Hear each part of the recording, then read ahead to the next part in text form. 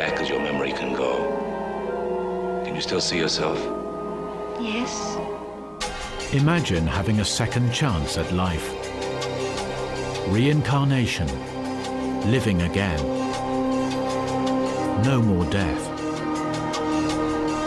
Can the soul be carried to another body? Can we remember our past lives?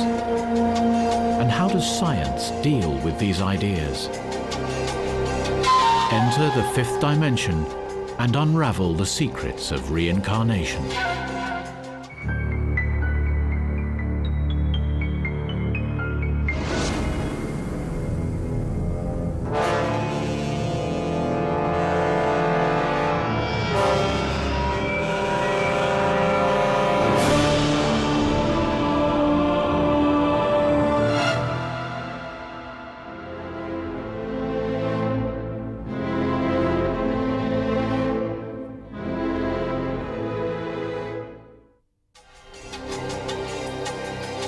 For millions of people, reincarnation is an accepted fact. They believe when they die, their souls move on to return in another body.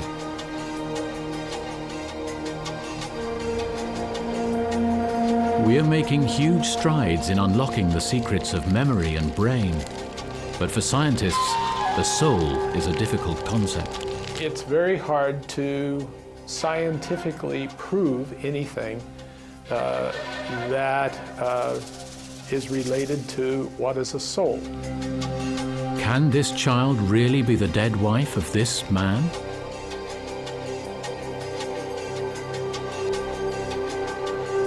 And the mother of a boy her own age? Can this girl carry the spirit of a dead teenager? How can they remember their past lives? But I do believe that reincarnation should be taken seriously. There are many strange stories of people claiming to remember earlier lives that at first glance defy explanation. Benares, northern India. The holy river Mother Ganges flows through the city. Hinduism is one of the world's oldest religions, with millions of followers. For them, life does not always end in death. Along the banks, funeral pyres for the dead.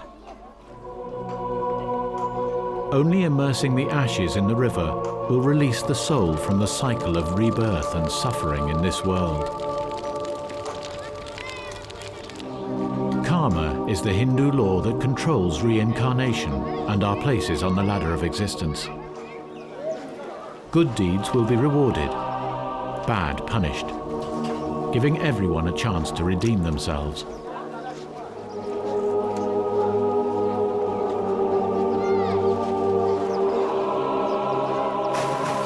The priests believe it offers comfort. जैसे सूर्य है, सूर्य की किरणें अनंत हैं। अब वो सूर्य Who can count the sunbeams? The sun is a source of endless beams. There are so many souls. The light begins to die, but their souls come back again and again.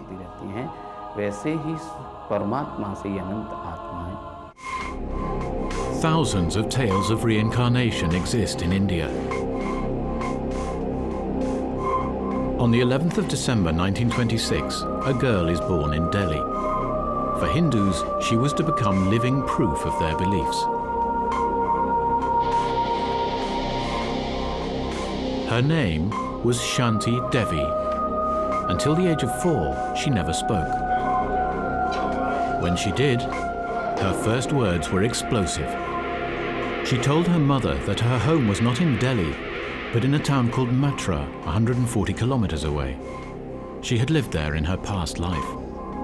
Her name was Lugdi, and her husband was a man called Kedarnath Chobe.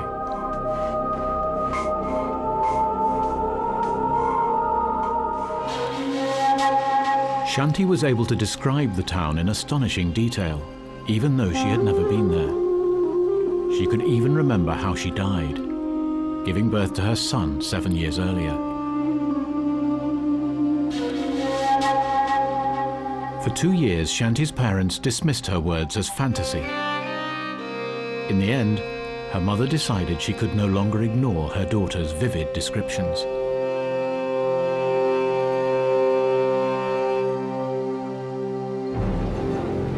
So one of Shanti's uncles travelled to Matra to investigate her claims. What he found seemed to confirm her story. There was a clothmaker living in the town. His wife Lugdi had died in childbirth the year before Shanti Devi was born.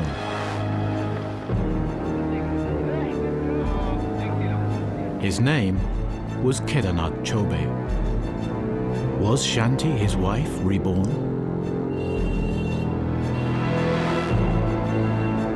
Dr. Ravat is one of India's leading specialists on reincarnation. He has spent much of his life retracing Shanti's story and recalls Kedarnath's first encounter with her.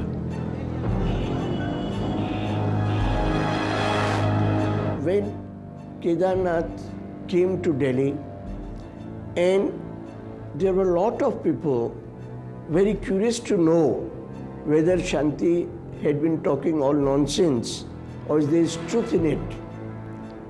But when in the morning, Kedarnath very openly and clearly stated that I am 100% convinced she is Lugdi. The whole thing spread like fire, and hundreds and hundreds of people used to come to see this child. In the 1930s, India was in turmoil as the country struggled for independence from British rule. Hindus and Muslims clashed violently. Mahatma Gandhi, a Hindu, was seeking a peaceful solution. He moved Devi's story center stage in the wider struggle. At the same time, India has many people from many other regions also. They said that it is, the whole story is a propaganda done by Hindus in order to promote their religion. In 1935, Gandhi asked for Shanti Devi to be brought to him. Shanti told me when she was narrating her incidences that she still remembered, even at the age of 62, that she felt the bones of Gandhi when she was sitting in his lap. For Hindus, she was living proof that their laws controlled human destiny.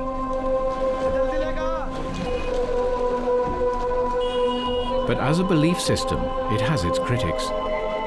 Even inside India, many don't accept karma or reincarnation. Sanal Idamaku of the Indian Rationalist Society is one. I have been personally involved in studying hundreds of cases of reincarnation, and I am convinced that all these cases that I have been exposed to were absolutely fake, hoax, or sometimes simple mental cases. For Sanal, the need for reincarnation doesn't lie with the rebirth of the soul or pondering on a past life.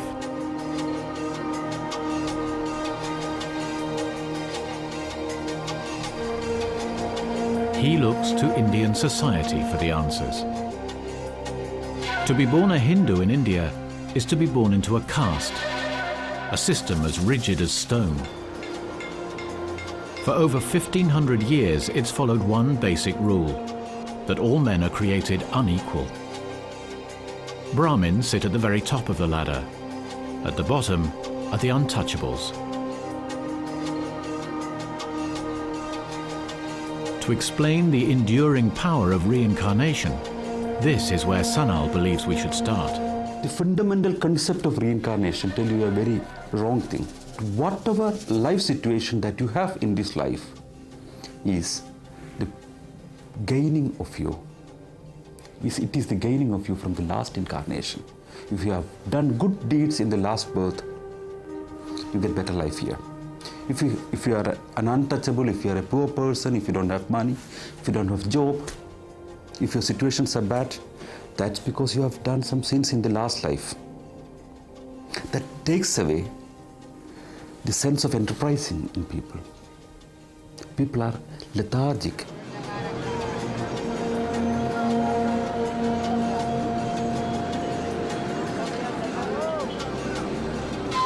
Ask many Indians in the villages. They say that my fate is written on my forehead. They would say. It cannot be changed. It's karma. It's fate. You cannot change it. It's all predestined. That's the concept of reincarnation. That's one of the major reasons that our people are not coming up, going forward. By 1935, Shanti's story was a national sensation, and Gandhi appointed a commission to investigate her claims. A team of politicians, scientists and journalists took Shanti to Mathura. Their aim was to test the 9-year-old's knowledge of the town and people. Would Shanti pass?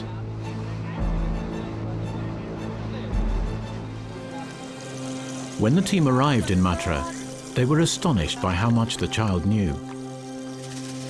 She answered many questions correctly, although several she got wrong.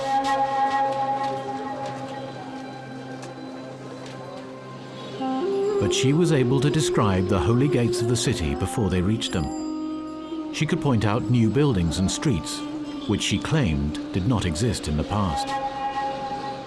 Shanti's brother, Viresh Narain, accompanied her on the journey. He remembers it as if it were yesterday.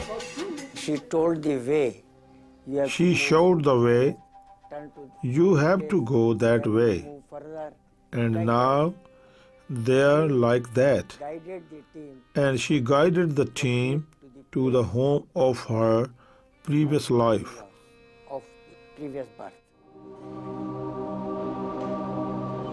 Outside the clothmaker's shop, Shanti Devi met Namanda Bay, who would have been her sister in her past life.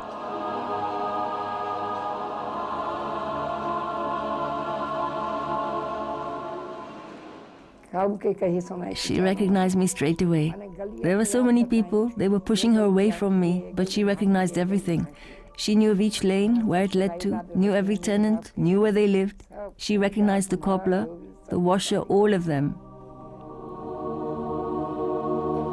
The trip culminated in a dramatic encounter. 9-year-old Shanti met 10-year-old Navneet, the son she died giving birth to.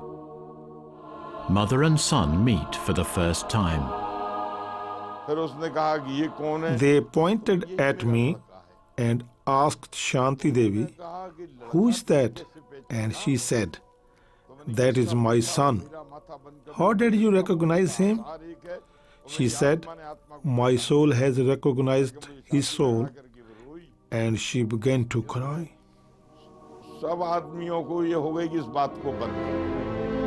For the commission, this was final proof. Their report concluded that if science and religion could meet on a common ground together, they could unlock the miracle of reincarnation. The case is of worldwide importance, with direct effect on mankind. We ask all scientists to help us find a conclusion. But what could science contribute to such an unscientific debate? In America, the McGovern Institute for Brain Research tries to unlock the mysteries of human memory. Nobel Prize winner Professor Philip Sharp heads up the unit. The soul, in many cases, has an implication related to religion or good and bad, and a existence beyond the physical organism. And it's very hard to scientifically prove anything that is related to what is a soul. What is a difficult concept for a scientist is accepted as a simple truth for millions around the globe.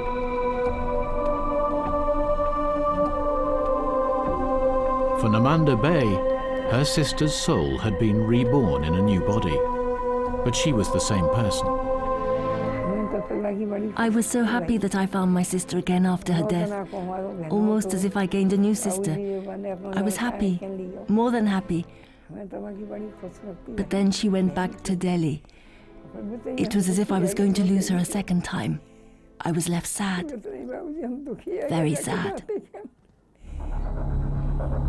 Consciousness clearly comes or is shaped by culture in many ways, and the people we interact with and the environment we have. So it's hard to say in a biological sense what consciousness is. In 1987, Shanti Devi died at the age of 62. 4 days before her death, she gave her final interview to Dr. Ravat. What do you expect from your future? I think that I will reach salvation in the future. Everybody has to go through the highs and lows of birth and rebirth. With this life, the cycle ends. I will go to God in my next life. Hundreds of scholars, investigators, critics, writers, journalists went to her, questioned her, to the extent that right from almost the day she started talking about past life, till I know of the 4 days before her death, when I had last interviewed her. This is the work of God. God made me his tool. This is all God's play. And the world is the stage. And we all dance as he wants us to. It says in the Holy Scriptures that reincarnation exists.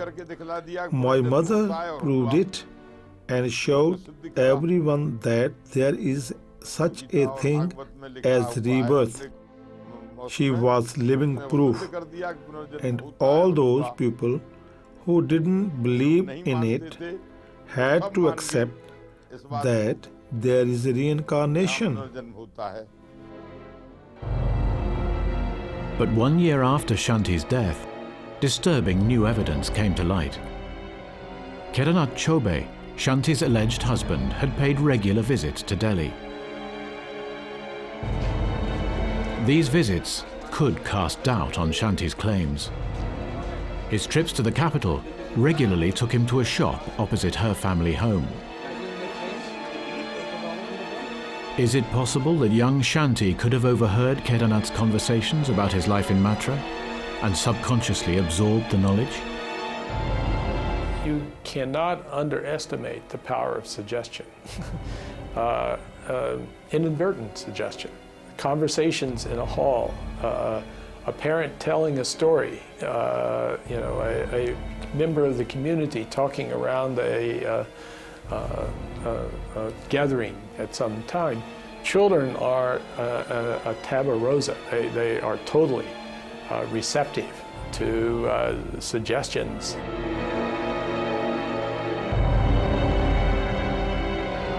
The human organism is an extraordinarily responsive entity, and any suggestion and molding and response from the questioner can be used to shape one's thoughts, maybe subconsciously, maybe not with even awareness that that's going on. Ultimately, my conclusion is Shanti Devi's case is strong, yet it has weaknesses. The University of Charlottesville in Virginia. Here in the Personality Studies Division, modern science is coming head-to-head with the mystical beliefs of reincarnation. The unit tries to establish hard evidence of the truths behind the stories such as Devi's. They use the information to assess the potential applications in understanding the human personality.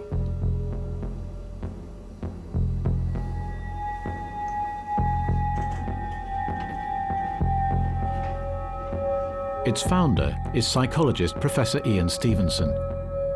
For over 40 years, he has traveled the world tracking down those children who claim to be able to recall a past life.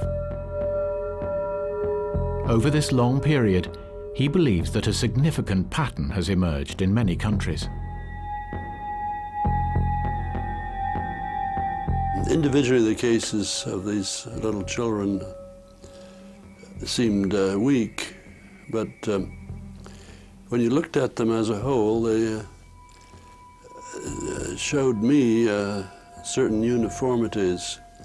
Very young age of the children, 2 to 5, and then the tendency for the children to forget when they were 7 or 8.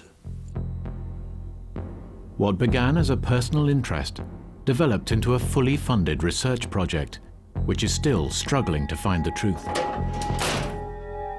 There are over 2,000 cases of alleged rebirth from around the world in Stevenson's filing system, but incontrovertible proof is hard to pin down. Well, my conclusion so far is that for the strongest cases, reincarnation is the best, but not the only explanation. We don't have any perfect case. They all have some flaw.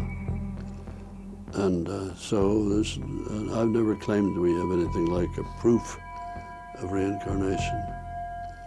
But I do believe that reincarnation should be taken seriously as a possible explanation. Stevenson cross-checks all available details of the children's stories, but he also looks for physical signs, traces of the violent deaths from which many of the children claim to have died. A small number of the birthmarks are very similar in appearance to birthmarks that nearly everybody has, what we call melanocytic nevi. But most of the birthmarks that I and my colleagues have described are much more substantial. Stevenson has collected over 600 of these cases. A little girl from Turkey. She claims to remember that her husband killed her in her former life by cutting her head off.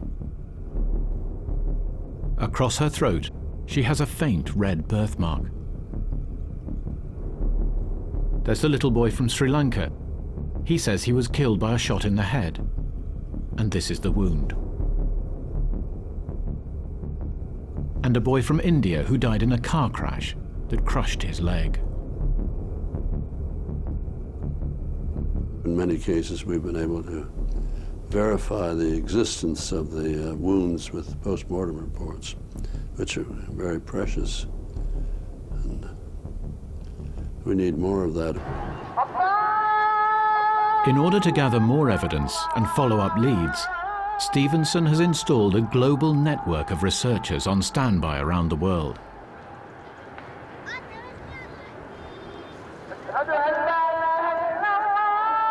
In 2003, in southern Turkey, a curious case came to light.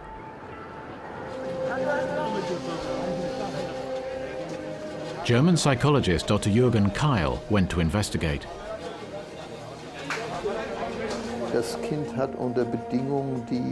Under circumstances that I would call good, the child was able to give me information that, in my opinion, could not possibly have come from her current life.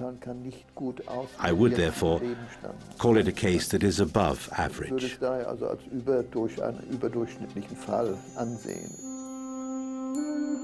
In 1998, a young Turkish girl, Atra Kapi, died of brain injuries in a car crash in her home of Antakya.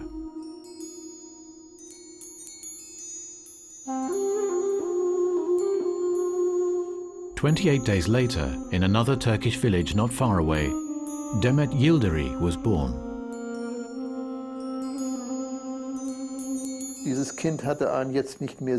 This child had a birthmark that has now faded, and we certainly can't say that it was definitely connected to the accident, but it is the same place where Atra was fatally injured.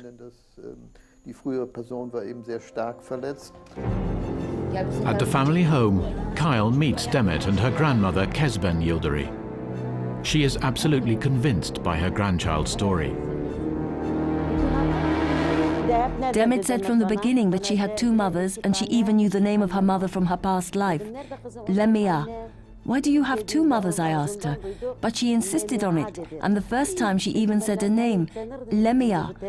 I knew a Lemia, she was a tailor, and I had my clothes made by her. I'd not mentioned any of this to Demet, and all of a sudden she asked, Grandma, what is sewing? I was astounded, by Allah, and asked myself how on earth she would have known about that. Such conviction from a family makes unraveling the truth complicated. At London University, psychologist Chris French works on the paranormal. He recognizes the difficulty of getting objective evidence in these situations. If we look at some of the specific cases of children who've apparently remembered past lives, then I think there is some evidence to suggest that in some of those cases, the role has been taken on by the child in response to unintentional cueing from the parents and maybe even from some researchers. So is the child playing the part, or are her memories real? Through a translator, Kyle questions her about relatives from her previous life. Can she remember any other name? Başka isim hatırlıyor musun? Okan, Hakan, Lamia. Başka hiç isim hatırlıyor musun? Ha? Sadece Ayfer. Only Ayfer. Who was Ayfer? Kimdi Ayfer? Kimdi Ayfer? Ayfer benim kardeşim. Ayfer was my sister. Demet's mother also believes. Orada şöyle bir şey oldu. We were in a group of about 20 people, traveling in a bus to the seaside. My husband was driving. My brother Mehmet was with us as well. Demet was sitting in between us. 10 kilometers before Çevlik, she suddenly got very upset. She was shaking and crying. My brother put his arm around her and asked what on earth was going on. Her voice was trembling and she was terrified. She said, "This is where we had the accident." Her mother supports the little girl, and Demet is sticking to her story. Sen de nereden biliyorsun Çevlik'te öldüğünü? Ha? Kim dedi sana Çevlik'te öldü? She said she died in Çevlik. So I asked her, who told you that you died in Çevlik? She said, I know myself.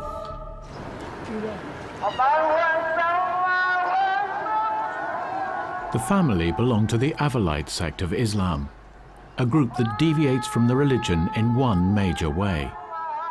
They believe in reincarnation.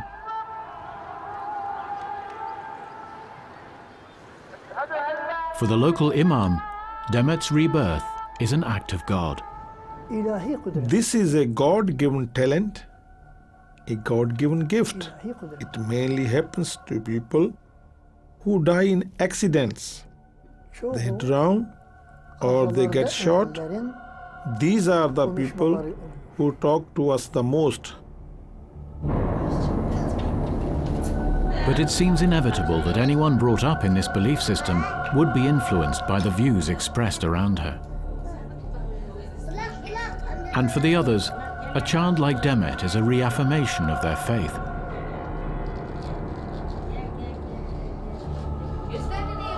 Chris French believes the setting and background are all important in these cases. What happens is this provides a kind of context in which the development of false memories, so the children actually come to believe that they really did have these past lives, is likely to happen. Yet Demet claims to remember all the details of the fatal crash. Kyle visits Ayfer Kapi, sister of the dead girl, who was also in the accident and who also has memories. The person who died. I crawled out of the car and could hear that they had found her, quite far away from the place where the accident happened, near a canal. Her mobile phone and her cigarettes were still lying there. She was bleeding badly from her head, and you could see the inside of her skull.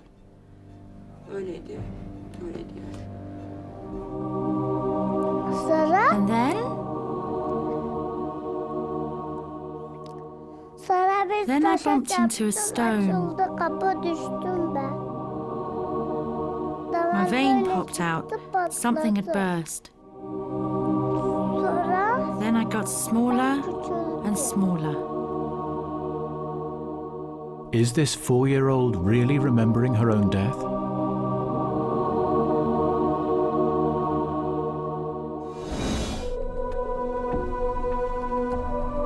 Finally, Ayfer Kapı meets the little girl who claims to be her sister reborn. The girls stare at each other. But Demet shows little interest in her beloved sister from earlier times. She plays like a normal 4-year-old, but with no sign of recognition. But Ayfer also believes in reincarnation and sees her dead sister's soul in the little girl's eyes. The results of Kyle's work in Turkey are sent back to the university department in Charlottesville. But like so many of his cases, the conclusions are very unclear. Children need fantasies, and we should have kindness to children, to see their fantasy as fantasies, and we should be able to laugh at it, and we should be able to encourage to grow their fantasies, but don't put too much things, big things like reincarnation on that thing. That's cruelty to children for small vested interests. In the early 1970s, faced with criticism from other academics, Stevenson called in lawyer Champi Ransom to examine his methods and findings. I worked there for about 3 years, 70 to about 73, a little less than 3 years. And it was interesting because we were studying whether these amazing phenomena were actually real. And I think trying to study it in a serious way, not just accepting it or rejecting it, but trying to find out whether there was any evidence for these things. Ransom examined the method and conditions under which children were interviewed. He analyzed how objective the questioning had been to see if they could have been given subtle cues and hints. His findings cast doubt on Stevenson's results.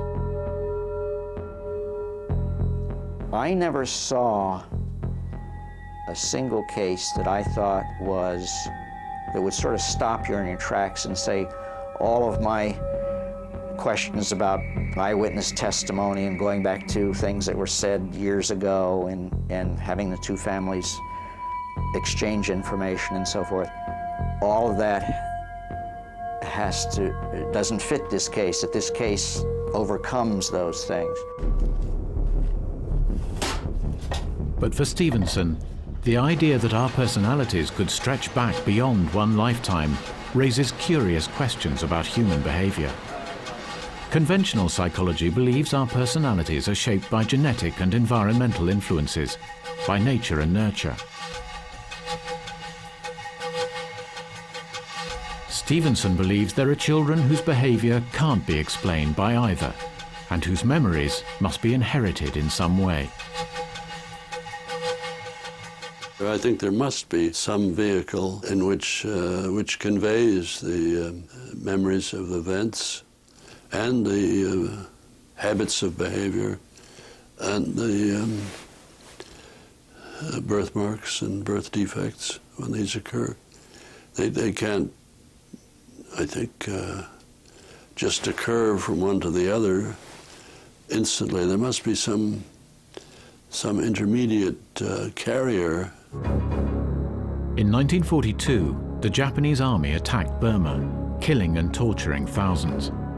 Stevenson claims to have found many Burmese children who are reincarnations of the hated invaders. He recognizes them by their uncharacteristic behavior. And yet they're full of Japanese traits. They want strong tea with sugar, and they want raw fish. They complain about the heat in Burma, and they often go around without any top because it's so hot for them. His report on these strange children has yet to be published, and psychologist Chris French finds his ideas hard to accept. Although it's an intriguing idea that maybe past lives could actually have an influence upon current personality development, I think most researchers working in that area would feel that although there's an awful lot we don't know about how personality develops, that ultimately the explanation will be in terms of nature and nurture, of genetics and the environment, and that we won't need to invoke the influences of past lives. But the romance of reincarnation is too strong to be overcome by scientists or skeptics. 50 years ago, the sleepy town of Pueblo, Colorado, found itself the center of a storm. In 1952, Maury Bernstein began a hypnosis experiment with Ginny Tai, the wife of his business partner. Joe Bullen was present at the sessions. I was the person doing what your gentlemen are doing here, doing the taping and assisting in the interviews. Now we're going to turn back. We're going to turn back through time and space, just like turning back in the pages of a book. And when I next talk to you,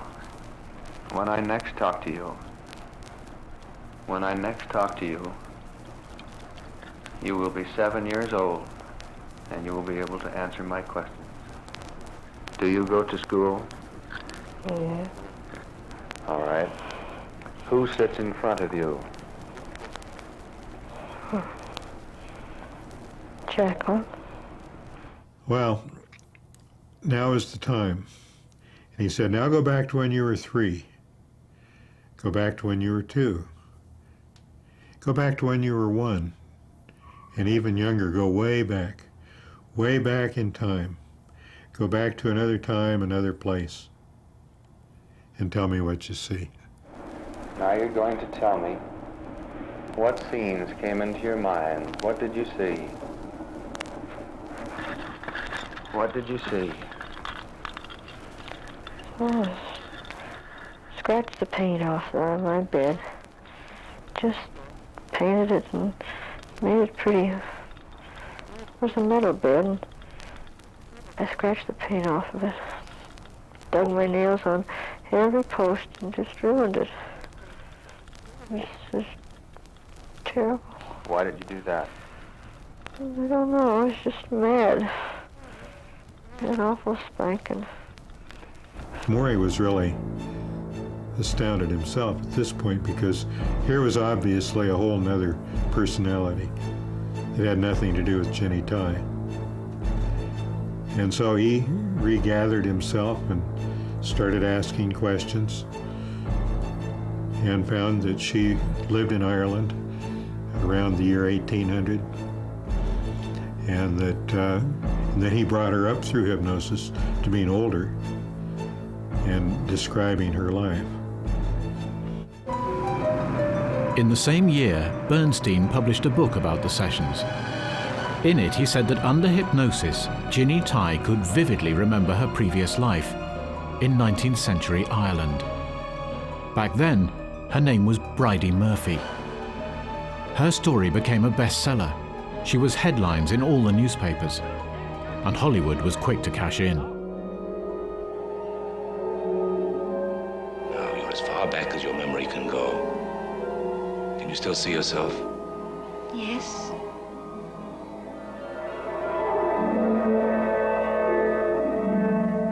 Do you still know what your name is? Uh-huh. Bridie. Your name is what? Bridie. Well, don't you have any other names? Bridie Murphy. Where do you live? Cork. Cork. Well, what is the name of the country in which you live? It's Ireland. Ireland. Overnight, the hypnotist and his subject became famous nationwide. Bernstein was inundated with stories from other people who wanted him to tell the world of their previous lives. Bridie Murphy even had her own fan clubs. Brett Bezona is a self-confessed admirer. if you believe in reincarnation, the Bridie Murphy thing, yeah, no doubt. If you don't, you can find ways to dissect it, as the skeptics did. And, some people would call it a hoax. A hypnotic subject, when asked, for example, go back into your childhood, and then go back to the previous birth, if he believes in reincarnation, he would say something. But you can also make a person convince that he's a dog and ask him to bark, and he will bark. That does not mean that he's a dog. Keen to uncover the truth, the Denver Post sent a journalist to Ireland to investigate Ginny's story. The results were a blow to believers. None of her countless memories of Bridie Murphy could be verified, and many were wrong. Her vivid accounts of life 100 years ago were rich in convincing detail. Surely she couldn't have lied under hypnosis. Now the problem is that people think that hypnosis is some kind of a magical key to unlock repressed or hidden memories, either from their own past or even from a past life. But in actual fact, what hypnosis does is to provide a context whereby we actually end up producing some kind of a story, a narrative that's based on imagination, beliefs, expectation, and bits of knowledge that we've picked up from various places, weaving all that together and then believing that what we are saying refers to events that actually really did happen. It's the ideal, perfect tool for producing false memories. She didn't want to be hypnotized anymore, and one of her quotes was in the Pueblo paper, if I'd have known then what I know now, I would have never laid down on that couch. In spite of all the criticisms, many still claim to believe in her. She's certainly the most famous person ever to come out of Pueblo, and as the town's biggest tourist attraction, much appreciated.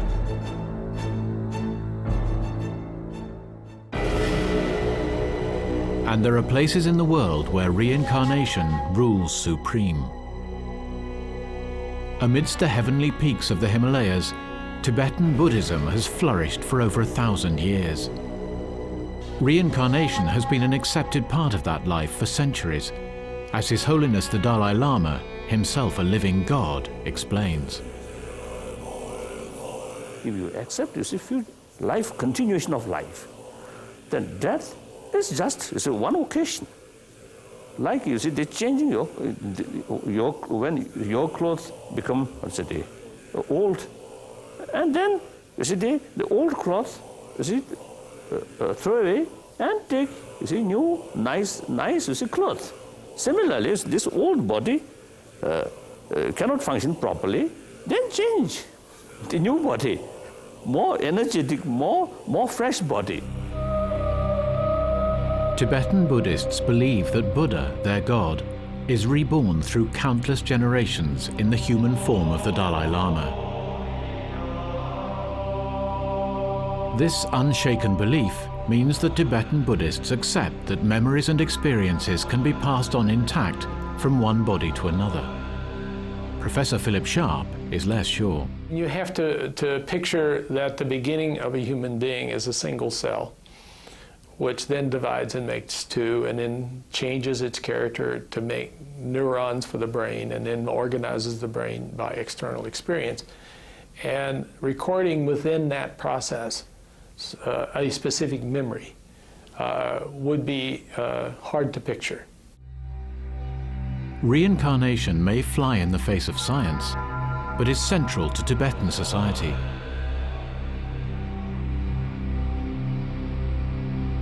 Many of the senior leaders are accepted as the current reincarnation of earlier rulers.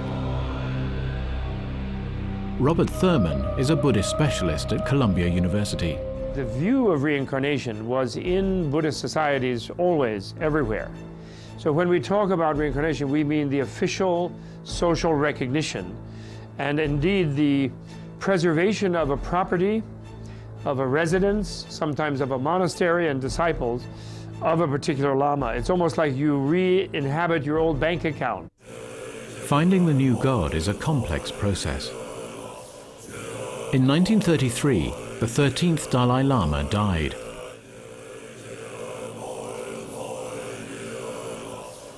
the government were faced with the task of appointing a successor. But in a country that is the size of Western Europe, how would they locate him in his new body?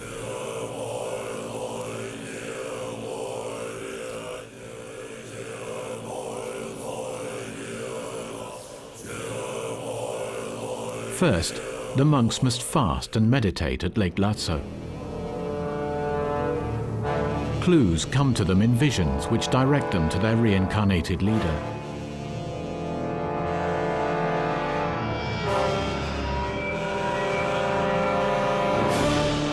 In 1937, a party of the former Dalai Lama's associates, disguised as peasants, followed the visions and located a 2-year-old child, Tenzin Gyatso. He was immediately put to the test. The child recognized objects that belonged to the former Dalai Lama and greeted the associates as if they were old friends. He had passed. In 1940, the 14th Dalai Lama was enthroned, a tradition that serves a secular as well as religious purpose. And the monastics are celibate. They don't have children. How is the succession going to work? It's not going to be easy. You know, the charisma of the dynasty and the little crown prince and all that has a certain charisma. So the reincarnation institution can replace that charisma very effectively. But the institution is under threat. In 1950, the Chinese occupied Tibet, forcing its leader into exile. The monasteries were closed, the monks forced out. For 50 years, Tibetans have struggled to keep their beliefs alive. Their resistance has been so strong that even their Chinese occupiers may have to bow to the system.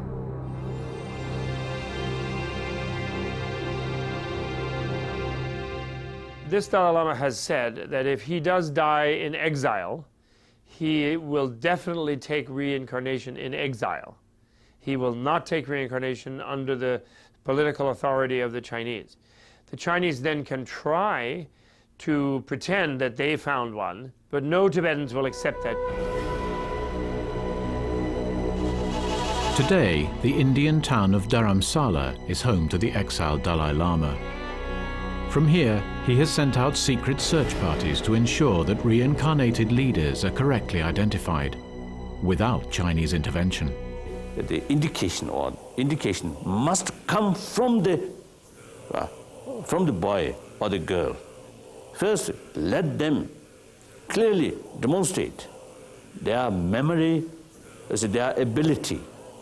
If that's quite satisfactory, then on the basis of these factors, then choose, then decide. So that's the proper way. Here is a living system based entirely upon belief in the rebirth of the soul. The future may be uncertain for Tibetans, but their beliefs will live on.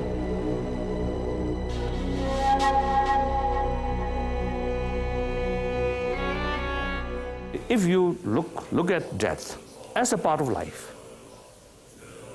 birth, illness, old age, and death is part of our life. And then also, you see, much depend, you see, your concept about the future life. If you accept, if you believe, if you accept, you see, life, continuation of life, then death is just, you see, one occasion.